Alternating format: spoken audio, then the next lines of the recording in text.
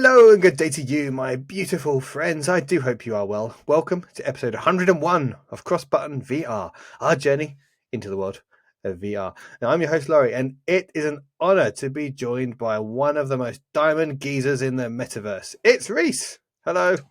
Geezer. All right, Diamond fucking geezer, mate. Yeah, you are a diamond geezer. That's good. I like that one. One of the most. I don't know if you are the most. You've got people. No. We'll say one of the most. Yeah, we don't. There's some other diamond geezers out there. You know who you are.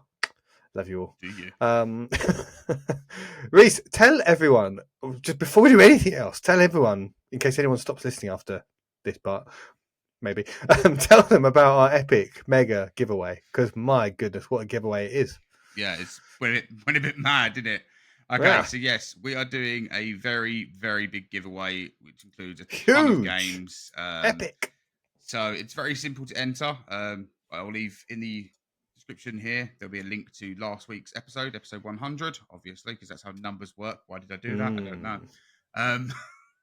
So yeah, just go there, and if you want to win the Quest selection of games, just type in Quest and make sure you subscribe to the channel. If you're interested in the PSVR2 selection of games, just type in PSVR2 and your region, which is either the US or EU. If you want to enter the Quest and PSVR2, you can do both. We have no issue with that, because obviously you may have both headsets, so you're more than welcome to do that. The giveaway will end on Saturday the 15th at 7 p.m. That's when literally I will be taking no more entries, and I will try my best to contact everyone that evening to let them know, so you can start playing games. And just, you've got how many games to give away in total? I want to read out all the games very quickly. Well, but in terms of, because it's not, you've got multiple of each some games, haven't you? So in total, if you had to add up all the codes, how many think there were? I haven't actually added up how many codes you've got of each game, but I guess what I'm saying is there is a good chance people watching are going to be able to win something here. Yes, so a lot of people are going to be able to win something, and if there's still codes left over, once I've contacted each person once, and we've still got codes left over, then you're probably going to see me message you again and going, "Oh my god, people can win more than another once. Game." So incredible! Yeah, there's going to be a chance to win more than one game, definitely. So obviously that can change with how many people enter it. Okay, then let's go through the list and go through the list of games, because this is exciting. So, first of all, while I'm doing it, I just want to quickly say a big thank you to every single developer that has given all these keys. Like, literally, absolutely crazy. Generosity through the roof. So I'm going to read out all the devs and the games they're giving, and also the platforms they're giving them for. So first off, we've got CM Games giving Into the Radius for both Quest and PSVR2. Amazing game. We've got Toast Interactive giving Max Mustard for Quest and PSVR2. Oh, amazing game. We've got Carbon Studio. Carbon. I messed up my words. Carbon Studio giving Wizard's Dark Times on PSVR2 and also Hunt Together on Quest. Wow. VR Kiwi is giving Cave Digger 2, Towers and Powers, Operation Serpents, Stilt. That's all for PSVR2. And they're also giving us a copy of, well, not giving us, giving you guys a copy of Pirates VR on Steam, and also a copy of Stilt on Quest. Incredible. That is a lot. Incisive are giving a copy of Clean Sheet for PSVR2 and also Dodgecraft on Quest. 3R Games are giving a copy of Bridge the Gap and Thief Simulator for Quest and PSVR2. TerraVision Games are giving a copy of Captain Toonhead versus the Punks from Outer Space for Quest and PSVR2. World Told Entertainment are giving away The Foglands on PSVR2 and Quest. Brian Games are giving away Train Chase for Quest and PSVR2. Big Brain Studios are giving away Sushi Ben for PSVR2 and Quest. Game of the year. Yep, our game of the year right there. VR Monkey giving away Sky Climb on PSVR2. Gimbal Studios are giving away Stupid Cars on Quest. Moonhaven Games are giving away Innkeeper VR on Quest. And Moonshine Games are giving away Stunt Double, Connor, Bobble Wobble, Little Lost Bobbles, The Link, all for Quest. And that is everyone. Wow. Did you just go around every developer and tell them it was compulsory, they had to take part? It's like, give us your codes, or else. Just leave us alone. I messaged a couple and I said, I thought about this big 100 giveaway, and they was like, that sounds like a great idea, we'd love to be involved. And I basically messaged a few different ones, and then they all kind of said yes, and then I messaged a few more that eventually came to mind, and yeah, everyone has just been like, we want to do that completely. And then after I put the post out, So I did the post initially to say these are the games here. I then got more messages from developers saying, "Oh, dude, I've just seen your post. Can we give some games as well?" So it then Incredible. went Well, anyone else from wants to give away a game? yeah. If there is any more, I can add them to the list, and we will then mention you again next week. But yeah, it's like VR Monkey. They came in and they jumped in a little bit late as well, so they've just given Sky Climb. But yeah, literally, it's blown me Incredible. away. It's So absolutely blown me away. people listening, if you're the sort of person that switches off after 5-10 minutes, you've heard the important bit. Go enter the competition. Episode 100, just leave a comment, tell us what you want to win. I say there's going to be a great chance that a lot of people are going to win. Yeah, Maybe more than one game. Maybe everyone who enters and will you will have win a game here. There's yeah. that many codes to win.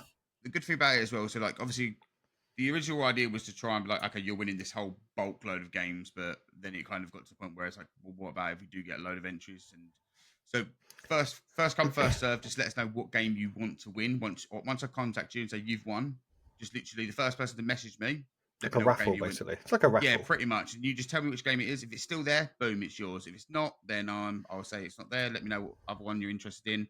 And then, like I said, if there isn't enough entries, I'll double back around and start messaging people again and saying, you now have a chance to choose another game as well.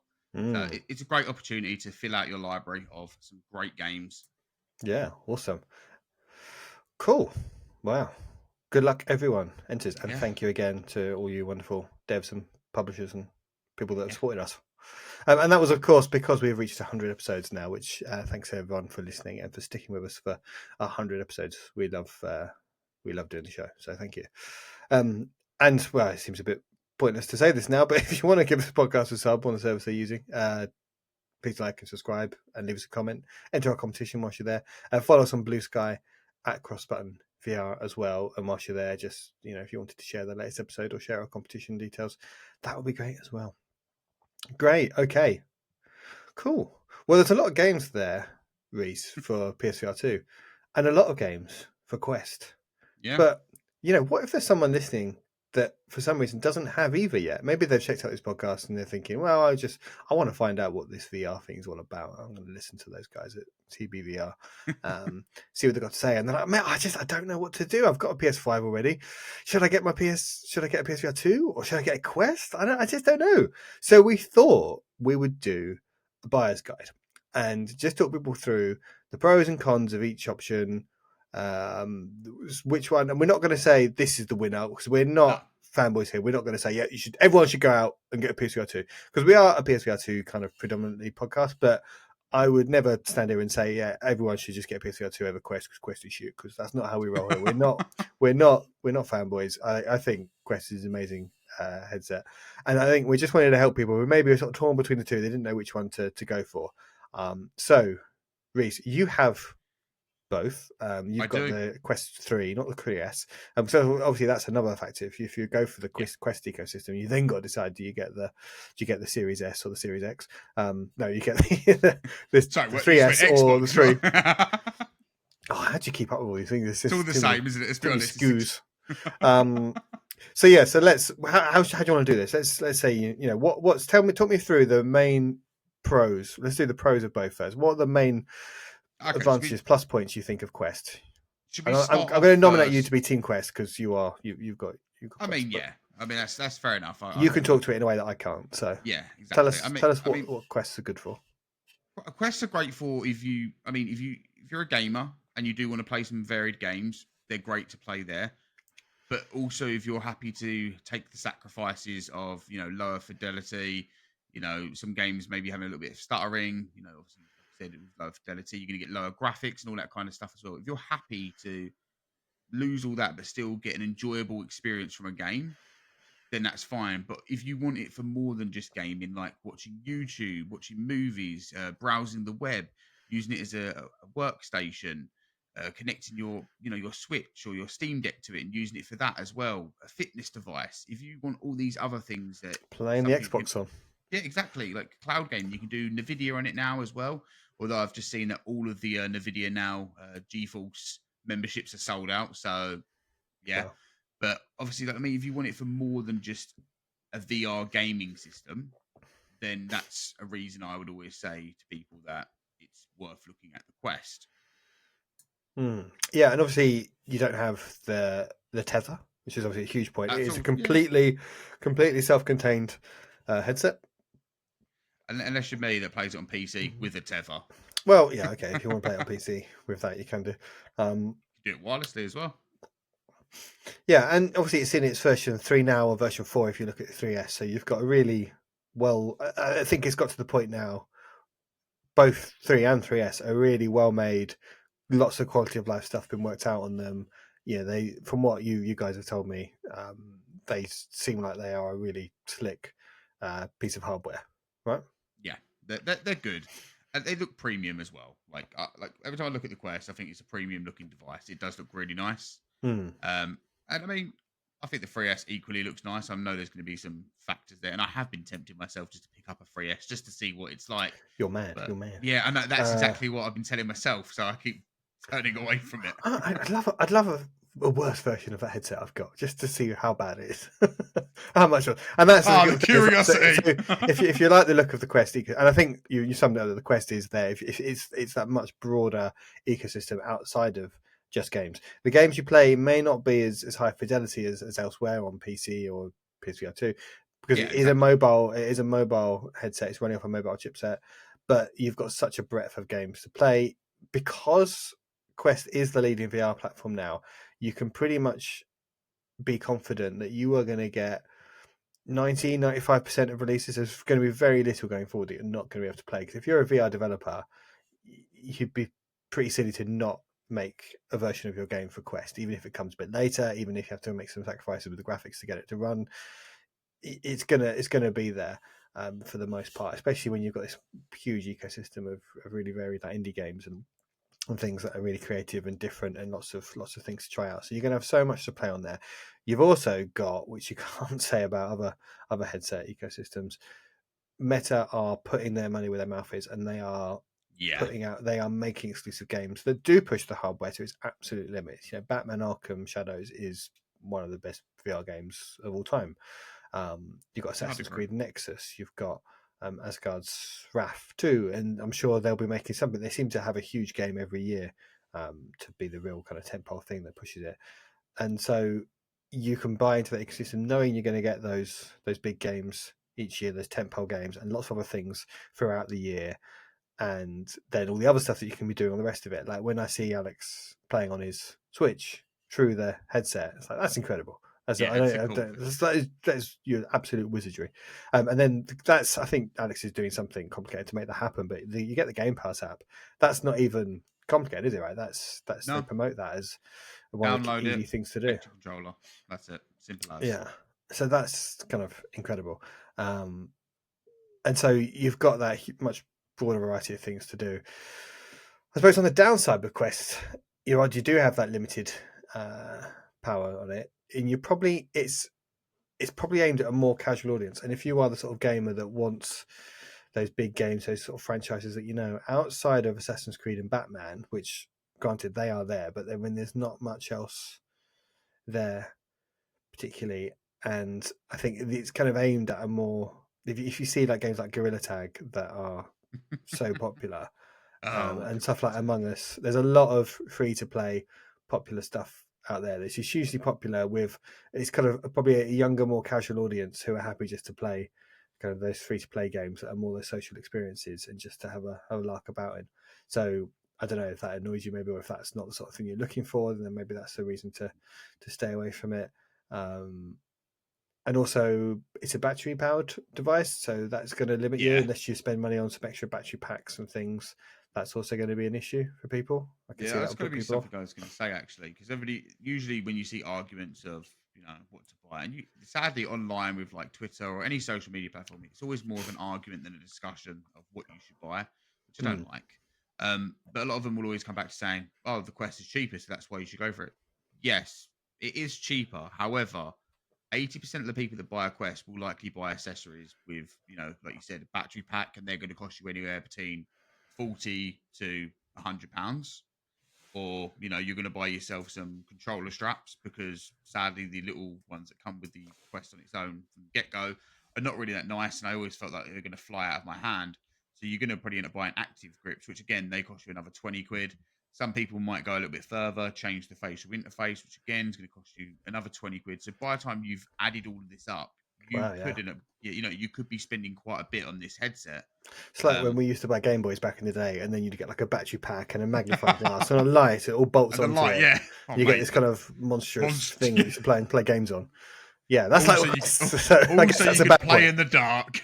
Yeah, and I guess we're saying that it's a really refined product, but there clearly are still things. And I guess there's a fine line, isn't it? Because some people, like I imagine, if I got it, an hour, 2 hour battery is probably going to be enough for me. Yeah, If I could just put exactly. it in a cradle and just charge it up every night, and then the dock is more money as well, which is worth pointing out that you always got to. That's another 100 odd quid to buy a Yeah, dock. the charging That dock. looks like that is quite an essential thing to me. That doesn't. It is. Like, to not have that would be a right faff to have to plug a thing in. Although I guess the controllers just take an AA battery, don't they? So they do, and that's one thing I will say about the Quest. The batteries, you plug them in, you'll have them batteries lasting you for, a month the at controller least. ones.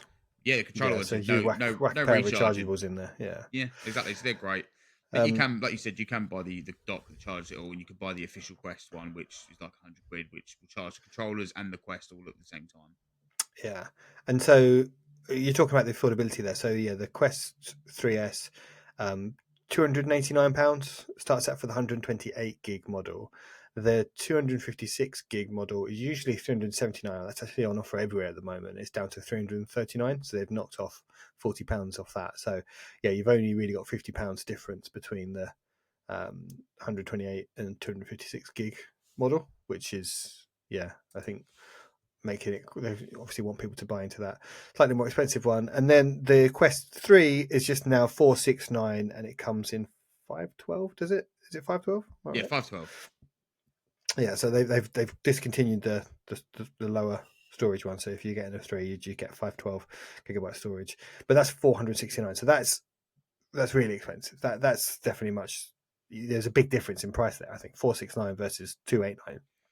Yeah, That's nearly £200 more. And so I think 3S is that one that's definitely, if you're on the fence about VR, you're not sure if it's for you, you just want to dabble with it. I think 3S is an absolute perfect device for people like that. If you know you love your VR and you want those better quality lenses that you get with the 3, then maybe put up the extra money. You get a lot more storage and you get better lenses. There's a process inside it. The quality of what you're going to be seeing, the games you're playing and stuff was exactly the same, right? It's just it's the same processor. the memory and the lenses. Resolution's a little bit different, I believe. I'm trying to remember. Okay. I think there's some small minor differences, but not enough to make you go mad over the stake of £200. It's not like the Xbox Series S, Series X. No. It's the same graphical fidelity on all of it, beyond maybe some resolution and what it can display. Maybe a little bit different on the 3S, but I don't think it's going to be enough to the point where, like you said, if this is their first foray into VR, then not an issue. I don't think they'll notice. And certainly, if you don't have a PS5, then like I wouldn't consider. If you don't have a gaming PC rig and you don't have a PS5, then those options are off the table. Do not go out and buy a PS5 just to get PSVR2. That would be fucking insane. No, don't do that. No. You'll be spending best part of £1,000 for that, and that's just that's not worth it. Sadly, I mean, I say it's not worth it. It's still a great experience, but it's not worth it as the front. I mean, it'll be worth it to someone probably. Yeah, it'd be worth it in the long run, because you're likely, if you're buying a PS5, you're going to want to play some non-VR games as well. So you're going to get the value from it. Yeah, sure. Well. You're going to want a PS5 if you're going down that option. So I'm going to take it for granted that you've already got a PS5, or you want to get one anyway if you're in the ecosystem. I say that for that. If you don't have a PS5 and you're not interested in buying a PS5 to play PS5 games on, then just for Christ's sake, just stick with a Quest, whatever you do. So I think Quest is a great thing. I think it's a standalone thing. It's affordable as for the 3S, really affordable. I think $289 is a ridiculously cheap price for what you get. And you've got fantastic support from Meta themselves, putting out big first-party exclusives like Batman. They're spending the money to get those exclusive big gamers IP on their platform like Assassin's Creed and Batman. So no indication that's not going to continue for the next few years at least. But you are limited with your mobile power and what you can do in games, and you're not going to get all of you'll get whatever Meta themselves are going to license, but you're not going to get every sort of gaming franchise brought over to VR. So if that's Quest, PSVR2 then, I think, is for the person that does want those more high fidelity, recognizable franchises. And there aren't many of them, it's worth saying.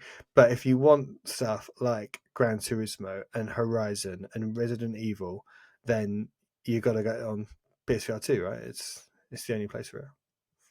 Yeah, natively, yeah. You like, I mean, I was about to say Resident Evil 7 for some reason, but like, yeah, certain like Resident Evil stuff, it's all native on there, so you know it's going to be quite good. Whereas if you wanted to play anything like that anywhere else, it's all modded, which sometimes isn't too bad, but then Mm-hmm. you've got to go through the faff, and you may not have the understanding to want to do all that as well. So yeah, there is always that good side of it.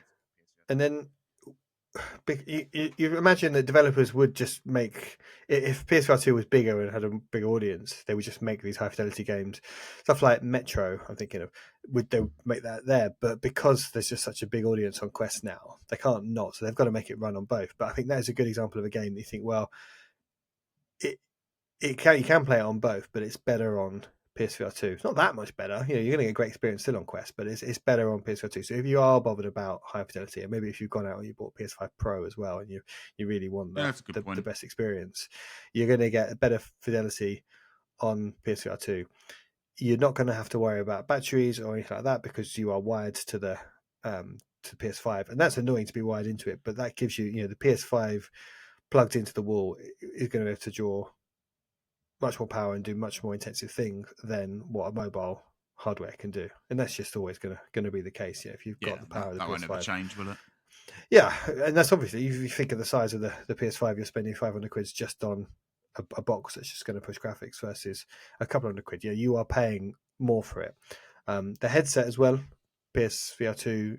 I mean, the price is £530, I think, is the RRP. So again, more expensive than Quest 3, but I would caveat that I would struggle to recommend anyone to buy PSVR2 at the moment at that price, given how frequently Yeah. Sony have been seen to knock Why? it down to 350. You've only got to wait a few months and you're going to get the next state of play. It will be £350/dollars, euros that week. Probably. I can't say for sure. I don't know. But I'd be very surprised if it wasn't. You got some insider knowledge there, have you, Laurie? No, it's just they've already done it twice, so why wouldn't they do it? Yeah, they will I do. mean, it needs a permanent price cut. It's ridiculous. It's still, but they do see big sales spikes whenever it goes down to 350, and I see a lot of people on socials that just jump into it and just for the first time and stuff. So I think 350 is a fantastic price for it. It's more powerful than a Quest 3, and it's much cheaper at that price. I mean, I've always kind of thought like the best price for it would be like 400, 429, something like that. I've always thought that because then it's like on par with the better Quest 3. So I've always thought that'd be pretty good for them. Yeah, yeah. It does need a price reduced now. I mean, it's been 2 years now, nearly 2 years. Yeah, and we'll see, because obviously it's just coming up to its 2-year anniversary. I think the main drawback with PSVR 2 is that it's fair to say it hasn't really taken off for Sony, and what's their commitment to it in terms of games, because the point of owning a PSVR 2 over a Quest is to get that access to that Sony first party support. Yeah. But at the moment, we have not seen anything beyond the launch day of Gran Turismo and Horizon Call of the Mountain. There's been some stuff they've published, like Firewall Ultra, which is still available to play. And we've had games like Synapse that are exclusives that are fantastic games that really push the hardware. There's not been much. I can't think of anything big exclusive stuff. The big games like Behemoth. I mean, obviously and the Resident Evils and things like that. You know, obviously they must have some foothold in there to make it exclusive for them not to be doing it a VR port on PC. yeah, okay, yeah, Resident Evil 4 VR, yeah, of course, yeah, that's the other big one, yeah, and that's obviously not first party, but that is a game that is like stunningly impressive to play and blows you. So I don't know. Maybe that's all you need. You've got 3 games there, 4 games if you include Synapse, 5 games if you include Firewall Ultra. So there are some first party or second party or third party, but exclusives that are real showpieces for the platform. And if you want to see the most kind of high fidelity VR you can get outside of PC, where you're going to get stuff that's really going to impress people when you put it on, and really going to impress you when you put it on, then I don't know. When you tell me, but I think you can.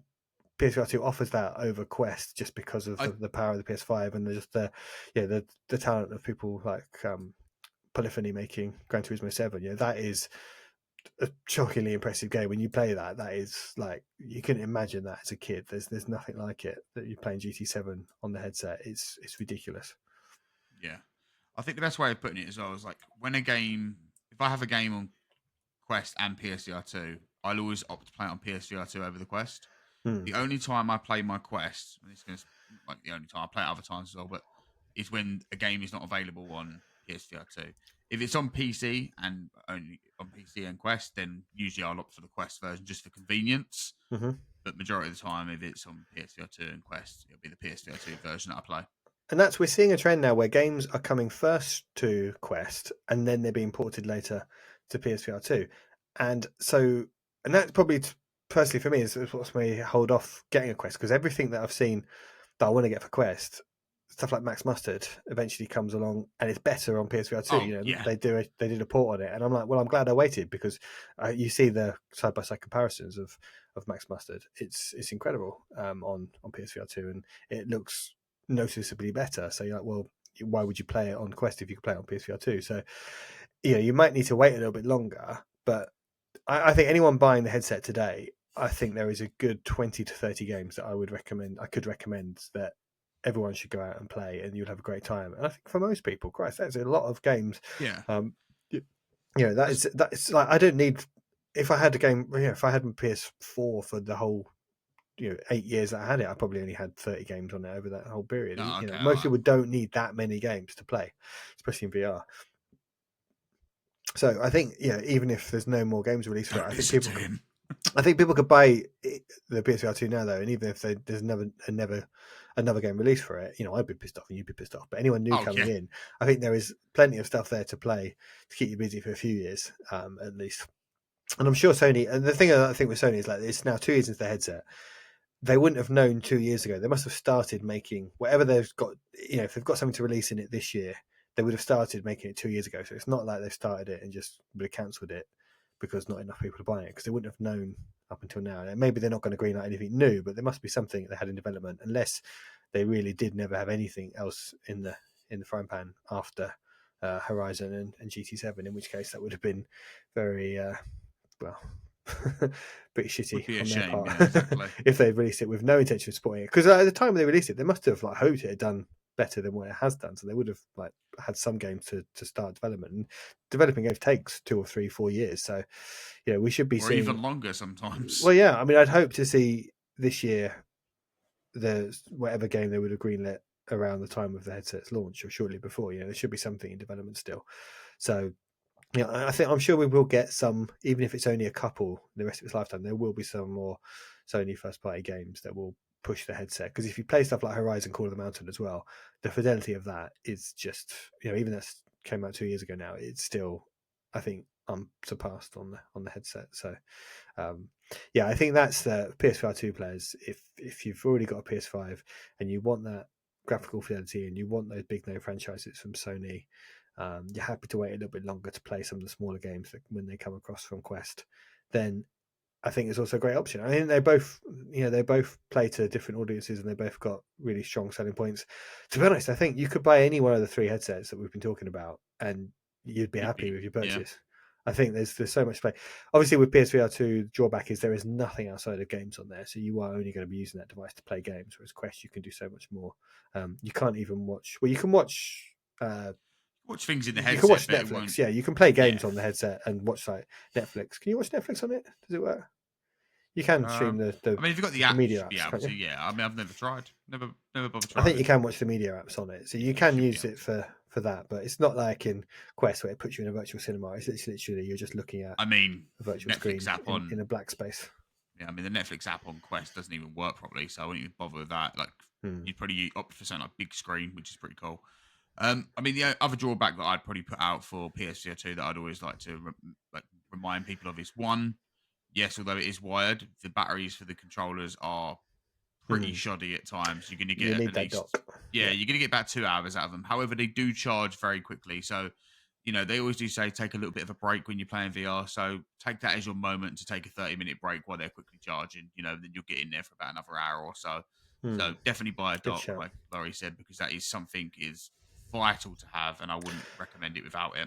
And obviously, you don't need to charge the headset because you just plug it No. into the thing. So it's only the controllers you need to charge. You can't. They don't take batteries like AA batteries. They've got a battery built into them, so you have to put them in a dock. But yeah, you'd be very faffy if you'd have to have 2 spare USB-C cables to plug into each of Could you them. imagine how Or much? if you just put it in the dock, you just need one power point going into the dock, and you can plug them both Yeah, in. But the dock is much more affordable than the Quest dock because that's obviously got to charge the headset as well, so it's a much bigger exactly. thing. So That's also another point. it's the cost of a dock for the PSVR2 is not worth worrying about. Just get one of them; it'll Yeah, just make your life so much easier. just buy it. It's worth having. It's one of the best things you're going to do for yourself. It's going to save you a lot of hassle. My other criticism, and it's always been something we've raised quite a lot, is you can't buy spare controllers for the PSVR2. So Yeah. you're going to be a little bit like, oh, at times, you don't need to be delicate with them. I have hit mine against the wall. I've broke the casing around it and managed to fit it all back on. They're pretty durable when you hit them. Um, but obviously don't go mad with them and go smashing them against a concrete wall. You're probably going to do some damage there. Hmm. Um, so I suppose that's one thing where I'd always kind of say Quest does it a little bit better in the sense of at least they allow you to buy all these spare parts. If your right controller breaks, cool, you can buy a right controller. If your left controller, it's all that kind of stuff. Hmm. Um, and obviously, once your warranty goes on the PSVR2, they're unlikely to replace your controllers. So there is that to bear in mind. However, there is that kind of news thing that is going around where the controllers might be able to get used with other headsets like Apple Vision Pro. So maybe one day they will be selling these separately. So time will tell if that's something they do. I hope they announce that one day because that right there will probably be more exciting than a game. Yeah, that's the main kind of question mark or cloud over recommending PSVR2 at the moment. It's just, I feel like if I'm going to recommend it, I want Sony to recommend it to people. Come on, Sony, Yeah, give people a reason, they've show got to them that sell you're it. We supporting shouldn't have it. to. Yeah. Yeah, and if you're not going to sell it, then I think, well, Quest are doing a fucking great job of selling their headset. They're really pushing it, and you can see adverts for it everywhere. They've got real confidence in that product, and it's going to be well supported for a number of years. Whereas Sony, frankly, if you look at the Vita, if you look at PSVR1, then it's hard to think, is your heart really in this, guys? And if your heart's not going to be in it, why should mine? So I think Sony do need to give people a bit more of a indication of their support for it. We've got rumored there's going to be a state of play this week. I would be really disappointed if that doesn't include at least 1 or 2 VR games, ideally a first party one. Frankly, if we don't get Astrobot port at the very least, there's always games stuck on PSVR 1 that could be ported across, Yeah, if they've got to nothing do else. something. But not 2 years into the headset, if they don't start showing some support for it now, because it's a fantastic headset. People who have it love it. It's just they just need the big games for it. And there's so many smaller games, and we talk about them and play them and love them. We've got some to talk about today, but people want to see those equivalents to Batman and Assassin's Creed that you get over on Quest.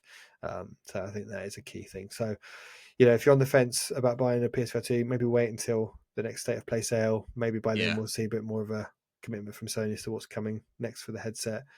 Doesn't even need to be first party. Just get some second party games that just really show off what the headset can do, and just show us there's going to be some big budget games to play on it, because that's what people want. But yeah, I think hopefully that's useful for people. I'm not going to say there's a clear winner at the moment, because if they just all have strengths, they've got different things for different people. I'm really happy with my PSVR2. I do want to get a Quest. I'll probably get a 3S. I'm just waiting till I've got a bit of a window and more time to play stuff, and don't have such a backlog on PSVR2, frankly. So, yeah. I think I mirror what you just said there. I mean, there's never been a moment where I've been disappointed with either the PSVR2 or the Quest. Never a single moment. So you'll be making a good choice with whichever one you buy.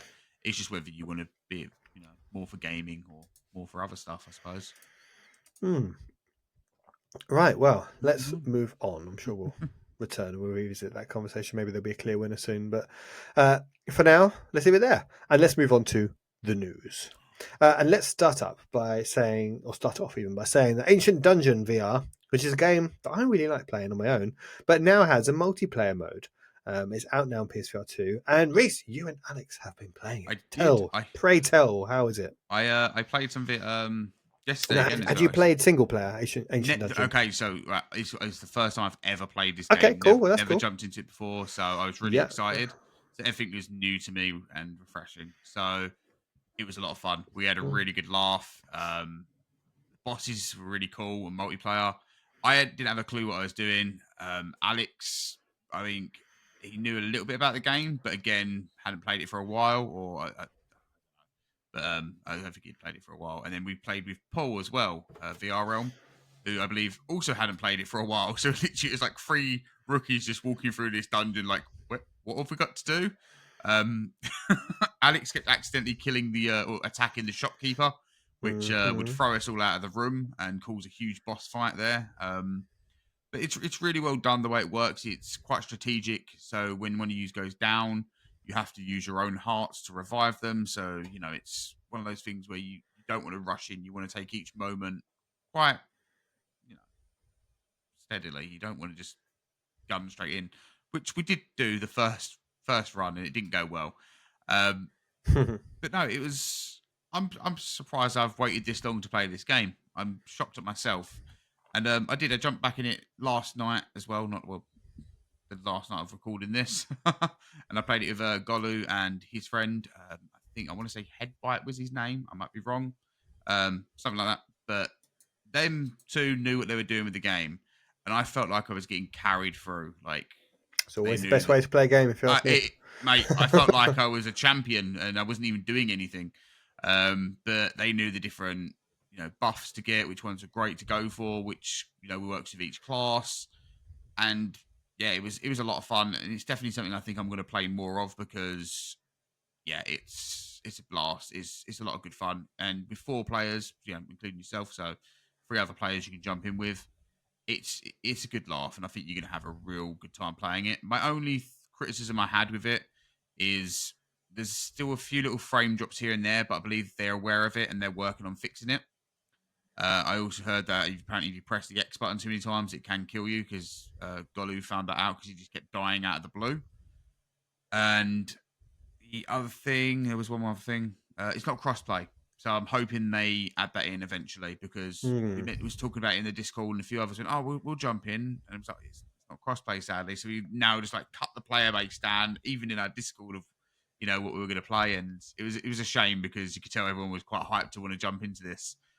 So yeah, it's hoping they get crossplay into it eventually because I think it'll be really good for the game. Yeah, everything needs crossplay. Definitely, especially in VR. Yep. Don't gatekeep your communities for sure.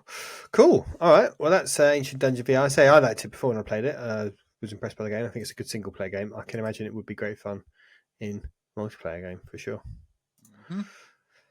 Next up, there are some reviews out of Cold VR. And Reece, you've also been playing it. Are you ready to review it, or have you just got some initial thoughts you want to share? I've just got initial thoughts. Okay. Well, we'll talk about the rest of the kind of reviews. Yeah, do the reviews first. No, give us your thoughts first. Give us your thoughts first. I like it. I think it's good fun. I've played it on both PC and Quest. It looks amazing on PC. But bear in mind, when I played it, it's pre-release, so obviously there was a few little hiccups, some of which I've already raised with the developer, and they're already working on fixing these. He's pretty confident that a lot of the issues that have been raised are not going to be there on the release, so that's good to hear. Yeah, I like it. I think it's a good spin on what Superhot had. It's a little bit different, but at the same time, it's still overall really fun. The Quest version, it doesn't. It runs fine. It runs fine. It plays great. It just doesn't look it. It doesn't look it. And even I think everyone that's mentioned it knows that. It's a shame because I think he's catering to Quest 2 as well. So obviously now you've got the, it's setting the graphics back even a little bit more. So hopefully you get a Quest 3 update as well eventually to update those graphics because it needs it. Like it's night and day. Like I was like, whoa, like when I switched over. But overall the game itself is a lot of fun. It can be quite frustrating at times, but I'm having a good time with it. And I'm looking forward to seeing it on PSVR2 just simply because I want those better graphics. And I also want to see what he's done with the haptics and things like that. I'm really excited to see that. But the back rooms can get in the bin as well. I don't like the back rooms. So of the reviews that I read of it, both around sort of 3.5 stars. That's from Upload and Tech Radar, saying that it's a really fun game, great gameplay, but it's just not polished enough. It seems like it needs a bit more time, which from a PSVR2 player's point of view kind of bodes well, really. You think, well, okay, well, it's going to get more time on that, and I hope with PSVR2 there's like no rush to get it out. People will wait for it. And take your time. Yeah, get it good. So And yeah, if it seems like it's had to take a few compromises, it's kind of a good example of what we're saying really about whether you choose Quest or PSVR2. I think it's on Quest, so the games will all come there. But if a game is pushing Quest too hard and it stutters for it, buggy games in VR are fucking horrible to play. Yeah. Right? It's Fortunately, it wasn't buggy. I didn't experience any bugs. It ran quite smooth. It just doesn't look nice. okay. So yeah, the PSVR2 hopefully will get the enhanced graphics and more polish and just a bit more time cooking in the oven. So presumably they'll take on board any kind of quality of life feedback and change as well. So PSVR2 players, don't worry, we'll let the Quest people be the testers for it, and then we'll play the finished game in a few months' time. Yeah, exactly that. I'm just joking, Quest people. Don't worry, don't let me go at me. I love How Quest. dare you? I love you all. He did share a video though showing the graphics between the Quest and the PSVR2 and PCVR, and basically it looks like PSVR2 is going to be pretty much identical to PC, hopefully. And yeah, like the lighting on this game, it reflects off of everything, and that's one of the things I really like. Like you break an enemy and the shards go over, and you see all the lighting reflected off it. It's just that. Yeah, it's a really cool looking yeah, style, isn't it? The aesthetic of it. It looks fantastic. So and like when you finish a level, it kind of your headset kind of glitches out, and it as it fades into another level. It doesn't do any of that on the Quest. So I was like, oh, it just fades to black and takes you into a new level. I was like, that doesn't have the same feeling like I'm stuck in this system type of thing. And I think that equally kind of dropped my thoughts of it there as well. Well, I look forward to playing that one when it comes out on PSVR2 and showing some thoughts. I like the sound of a 3-hour campaign, Reece. I'm not going to lie. That sounds good to me. Yeah, it's not a long one. But for now, if anyone does want to pick it up and you have the choice between Quest and PC, I'd say definitely grab the PC version. For sure. Unless you'll have fun either way. For sure. Okay, next up, Dig VR. It's coming to PSVR2 now. It's got a date of the 20th of March, so not too long to wait for that one, about a month after this episode drops. So that's a game that we saw on Quest, obviously. It's got really good, well, not really good, but got decent reviews for what it is. It looks like a lot of fun. Everyone loves the idea of driving a digger, so I'm surprised this is the first driving a digger game. This is one that surely my kids are going to absolutely love. Yeah, it looks really fun. So yeah, I look forward to playing that when it comes out on 20th of March and sharing some thoughts on that one. But it's just made quite a big impact on Quest, hasn't it? There's got some good reviews and some good coverage. Yeah, people like it. Obviously, it got quite big with the Roto as well, because obviously that was implemented into the gameplay of Dig VR. So yeah, it's had some good following, and it's by Wired as well. Same people that put out Arcade Paradise. Trying to think of all the others, but that's just for the sake of time. Let's just carry on. Well, another game coming to PSVR2 over from Quest. This one's a bit early. This is on February the 13th, so a couple of days after this episode drops. We're going to get Dodgecraft, which is another incisive game. We've talked about it recently, and not too long ago, but we didn't have a date for it before, so we now do have one. So look forward to that, and yeah, I'm sure we'll be giving that one a go. Yes, we will. You like that one, don't you? You like that one. That we don't need to wait till any reviews or PSVR2 version comes out to tell you that Reece loves that game. Yeah. And like I said, if they've got that platinum in, I am going to be sinking some time into this. Now, on the same day as that, on Quest, Harper Gun is coming out. And this is one that we saw on the VR showcase, wasn't it? Yes. I showed that one. That's, I think we've got quite a lot of people quite looking forward to this one, right? Yeah, I'm looking forward to it. I've got the demo on PC and I didn't get around to playing it, so I'm just going to wait for the early access now. Yeah, it came out in Steam Next Fest. I didn't get around to playing it, so I'll wait to the early access. But the gameplay looks really cool. It's almost like a point-to-point movement system. It's not free roam, so it does kind of take it back to some old school VR in a sense. But the weapons are quite interesting in the sense they shoot. They also have like a tether. You can grab and smash things and throw things around, and it just looks like good fun. I mean, again, this is made by the people that brought us Toy Trains, and before that, obviously, Super Hot. So they know what they're doing, and they know how to make fun and engaging games. So yeah, I'm all for it. I'm looking forward to playing this one.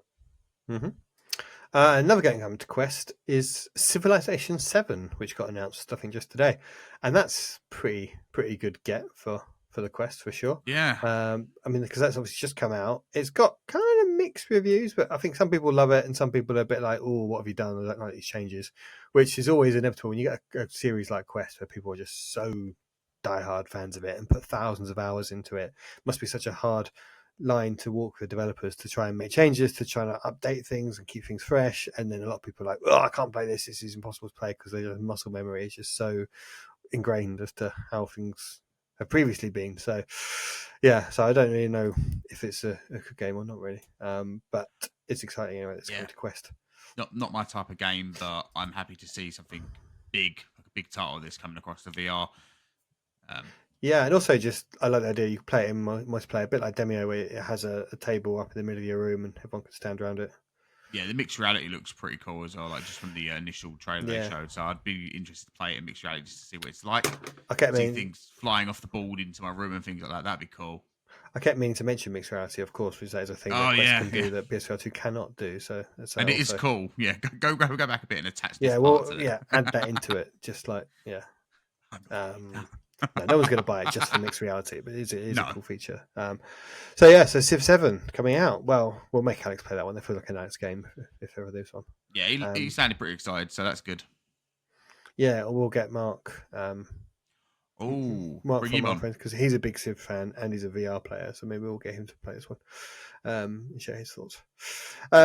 Final bit of news, just a bit of news. Dreams is the latest studio to close some internal studios. Well, this seems like they're kind of merging studios and restructuring, so I think they are making job cuts, but they're closing 2 studios, but they're opening a new one, so they're kind of moving people into that to some degree. So not complete end of the road for people, but it's sad nonetheless that some people are losing their jobs. So I don't know what that new studio is going to be doing. I think Dreams has got multiple studios, so I think probably some people don't know what to make of this, just simply because the new studio is to try and kind of, I think it's just like find out what's working in VR for the younger audience. I'm not really sure. I've read over it so many times, and I'm like, I still don't know what to make of this whole thing. So now I'm just going to like wait and see what happens. It seems quite exciting that they said they're kind of try and target a younger audience by rapidly prototyping games. So it's that, and again, like from that, I read into it to mean that they're going to be just trying to be really quick and nimble. And if a new trend emerges, they want to just get a game out there that will be playing stuff. So stuff like Gorilla Tag, okay, this is what we want. Let's make a Gorilla Tag style game, but we'll make it Dreams and we'll make it polished and we'll just get it out the door as quickly as possible, just to try and capture that audience, and then we'll iterate and advance it later. But it's just that because you see it with Sony in their live service chasing, like you try and chase a trend. By the time you get a game out now, if it takes 5, 6, 7 years to make, the trend's moved on. People don't want that anymore, so it's impossible for devs to try. They have to just get lucky and just hope that it's the same with anything, isn't it? Let's be honest, you've got to be straight on it. You can't sit around and wait, sadly. But yeah, a lot of people are complaining because obviously, like you said, they're pretty good at making things like Gorilla Tag and things that audience that can't actually pay for games once, and it's all that kind of stuff. So I'm like, I'm just going to sit back and just let them do, and find out what's going to happen when it gets announced a bit sooner or whenever. Yeah, so best of luck everyone there's having to look for a new role.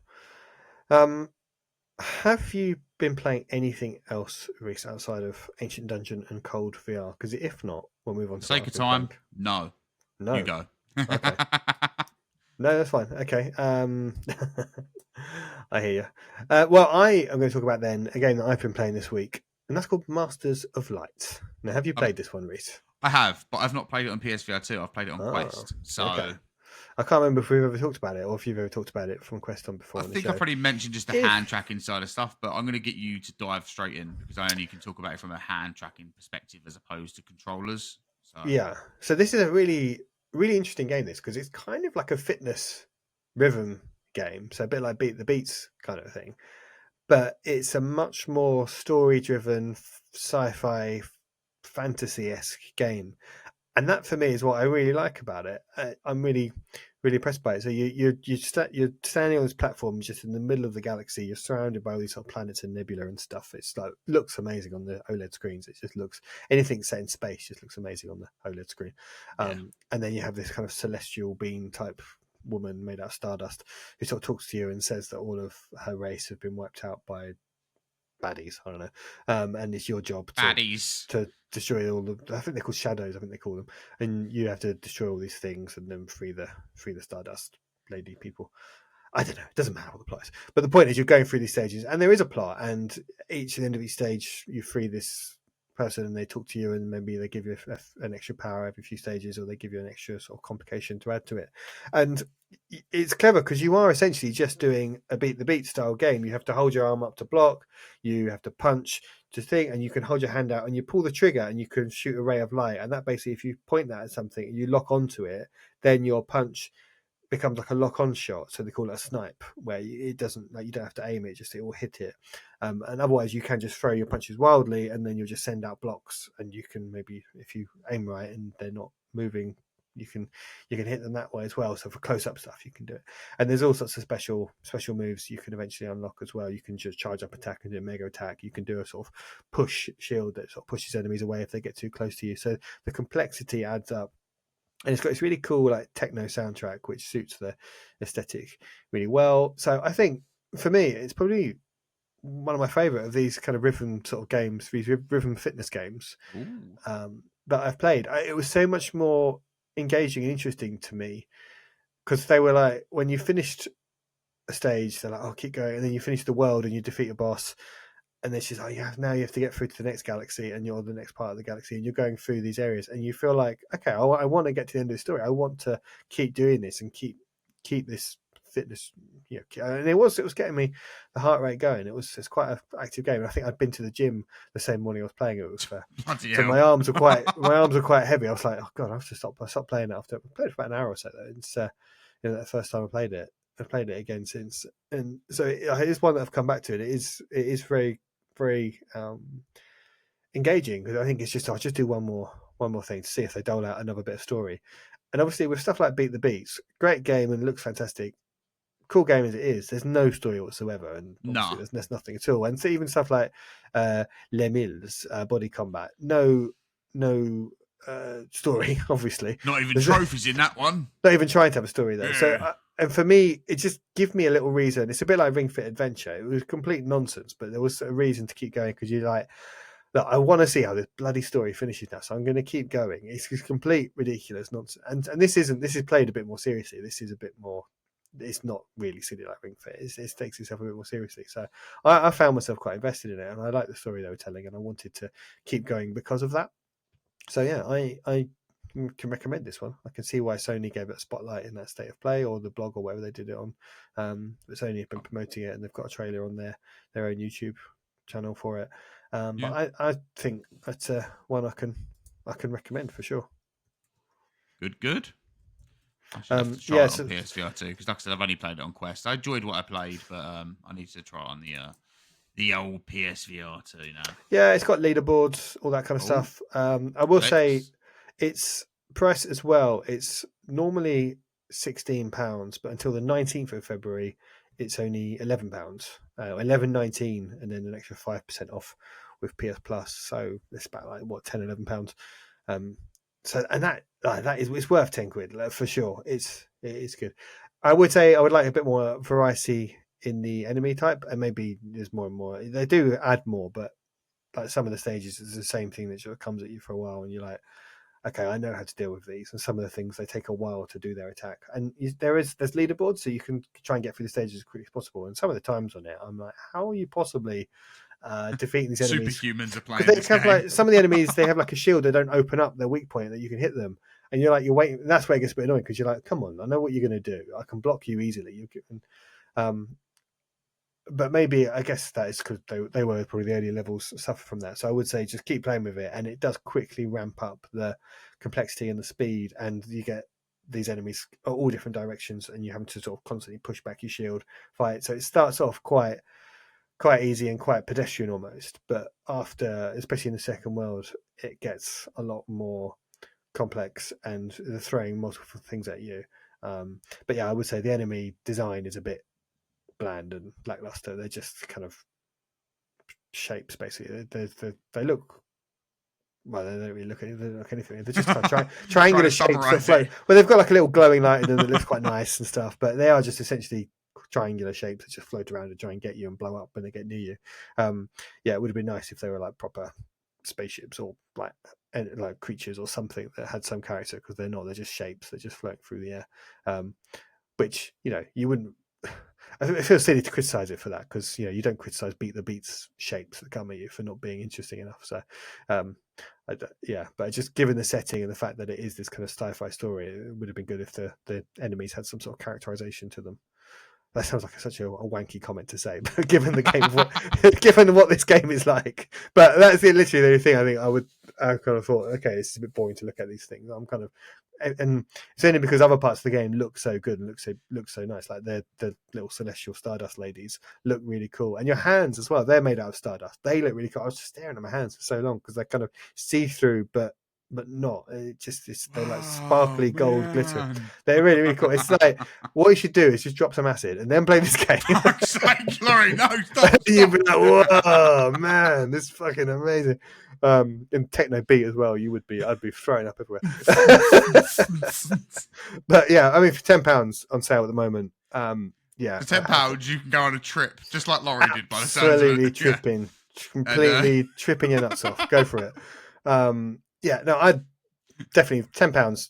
Give it a good recommendation there, and the ratings on it on the PSN store as well are very positive as well. So people do like it. You've got 36 levels to go through. You've got leaderboards. You've got different skill levels you can unlock and play harder levels.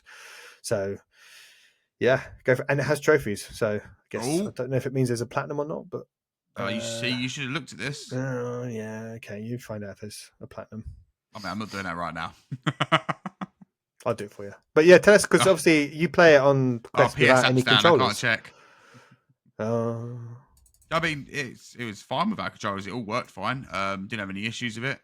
Again, though, with hand tracking stuff on Quest, when it's incentivized to use it, I usually opt for using it. But sometimes they're a bit more all over the place. But again, this is one of them games I kind of said if Sony does end up implementing that hand tracking system they said about, the games like this can then update it to have that hand tracking to be used, which gives you another way to play the game, which means you can then play games on your PSVR2 when your controllers run out of battery and you don't have to stop.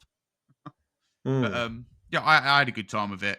I didn't play it for as long as you, I don't think. By the sounds of it, you've done at least one boss. I did not face any bosses. I think I did just put 1 or 2 missions or levels, I suppose you should call them. But no, it worked well. It played fine.